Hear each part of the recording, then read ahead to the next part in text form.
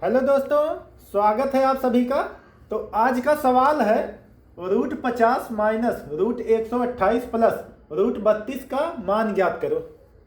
तो चलिए दोस्तों इस क्वेश्चन को हल करते हैं। तो हल करने से पहले एक बार क्वेश्चन को फिर से पढ़ते हैं।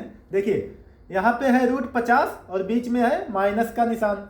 अब यहाँ पे है √128 और बीच में है प्लस का निशान और फिर उसके बाद में है √32। अब देखिए यहाँ पे माइनस है और यहाँ पे प्लस है, इसका मतलब हमको रूट का घटाव और जोड़ की क्रिया इसमें करनी है। तो रूट के जोड़ और घटाव का नियम आप लोग को मालूम है? अगर नहीं मालूम है तो समझ लीजिए।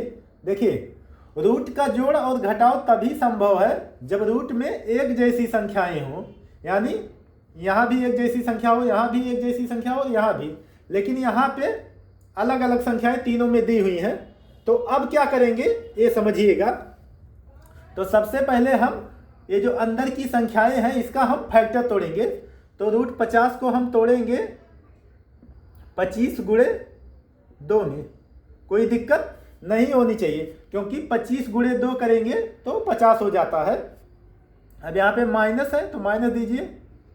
अब देखिए √128 को हम तोड़ेंगे 64 गुणे 2 में। कोई दिक्कत नहीं होनी चाहिए क्योंकि 64 दूना 128 होता है। अब बीच में प्लस का निशान है तो प्लस का निशान दे दीजिए। अब देखिए √32 को हम तोड़ेंगे 16 गुणे 2 में। 16 दूना 32 होता है। अब यहाँ पे ध्यान दीजिएगा। देखिए 25 का वर्गमूल तो आप लोग को मालूम ही है। 25 का वर्गमूल कितना होता है? 5। तो यहाँ पे 5 बाहर आ जाएगा। अब 2 का वर्गमूल नहीं निकलेगा तो ये रूट के अंदर ही रहेगा। अब यहाँ पे माइनस का निशान है तो माइनस दीजिए। अब यहाँ पे देखिए 64 का वर्गमूल कितना होता है? 8। तो ये रूट से बाहर आ जाएगा। अब देखिए 2 का वर्गमूल तो नहीं निकलेगा, तो 2 का वर्गमूल नहीं निकलेगा तो ये रूट के अंदर ही रहेगा 2। अब यहाँ पे प्लस है तो प्लस दीजिए।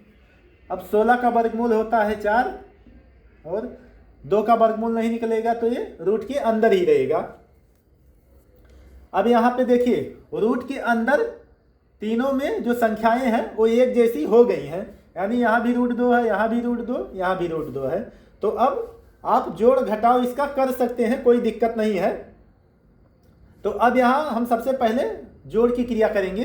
अब देखिए यहाँ पे 5 √2 है, ये प्लस में है और यहाँ पे प्लस में है 4 √2। तो यहाँ पे 5 √2 और 4 √2 जोड़ेंगे तो 5 और 4 ये बाहर वाली जो संख्याएं हैं ये जुड़ जाएंगी। 5 और 4 9 हो जाएगी और √2 है तो √2 हो जाएगा। अब देखिए 5 √2 और 4 √2 जोड़ेंगे तो कितना हो जाएगा? 9 √2। ये जो बाहर की संख्याएं होती हैं यही जुड़ेंगी। अब यहाँ पे माइनस का चिन्ह है तो माइनस दीजिए। अब बचा कितना? 8 √2। अब 9 √2 में से माइनस 8 √2 घटेगा तो कितना बचेगा? 1 √2। आप 1 लिख भी सकते हैं, नहीं भी लिख सकते हैं, कोई दिक्कत नहीं है। √2 का मतलब 1 √2 ही है और यही हो जाएगा आपका आंसर।